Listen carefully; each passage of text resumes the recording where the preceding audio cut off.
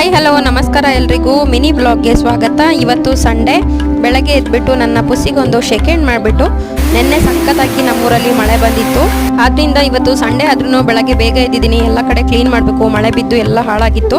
ಹಾಗೇನೆ ನಮ್ಮ ಗಿಡಗಳಿಗೆ ತುಂಬ ಖುಷಿ ಅನಿಸಿದೆ. ಯಾಕೆ ಅಂತಂದರೆ ಮಳೆ ಬಂತಲ್ಲ, ಹಾಗಾಗಿ ಬೆಳಗ್ಗೆ ಎದ್ದು ಮನೆ ಗುಡಿಸ್ತಾ ಇದ್ದೆ. ಅಷ್ಟರಲ್ಲಿ ಮಳೆ ಬಂದಿದ್ದಕ್ಕೋಸ್ಕರ ಇಷ್ಟು ದಿನ ಇಲ್ದಿರೋ ಶೀತ ನನಗೆ ಬೇಗನೆ ಅಂಟ್ಕೊಬಿಟ್ಟಿತ್ತು. ಬೆಳಗ್ಗೆ ಎದ್ದಾಗ ಮಾತ್ರ ಹೀಗೆ ಅಕ್ಷಿ ಬರ್ತಾ ಇರುತ್ತೆ. ಮತ್ತೆ ಕಾಫಿ ಎಲ್ಲ ಕುಡಿದ್ಬಿಟ್ಟು ನೆಲ ಎಲ್ಲ ಗುಡಿಸಿ ಒರೆಸಿ ಕ್ಲೀನ್ ಮಾಡಿದೆ. ನಂತರ ಟಿಫನ್ ಮಾಡೋಣ ಅಂತ ಇವತ್ತು ಟಿಫನ್ಗೆ ಚೌಳಿಕಾಯಿ ಗೋರಿಕಾಯಿ ಅಂತಾರಲ್ಲ ಅದರ ಪಲ್ಯ ಮತ್ತೆ ಚಪಾತಿ ಮಾಡೋಣ ಅಂತ ಇವಾಗ ನಾನು ಚಪಾತಿನ ಮಾಡ್ತಾ ಇದ್ದೀನಿ. ಲಿಶಿತ್ಗೆ ರಜೆ ಇರೋದ್ರಿಂದ ಸ್ಕೂಲ್ ಇದ್ದ ಟೈಮಲ್ಲಿ ಚಪಾತಿ ದೋಸೆ ಹೀಗೆಲ್ಲ ಮಾಡ್ತಿದ್ದೆ. ಇವಾಗ ಎಲ್ಲಾನು ಚೇಂಜ್ ಆಗ್ಬಿಟ್ಟಿದೆ. ಇವಾಗ ಬಾಕ್ಸ್ ಕಟ್ಟೋದು, ಬಾಕ್ಸಿಗೆ ಇಂಥ ತಿಂಡಿ ಮಾಡಬೇಕು ಏನು ಇಲ್ಲ, ಯಾವ ದಿನ ಯಾವ ತಿಂಡಿನ ಮಾಡಿದ್ರು ಆಗತ್ತೆ.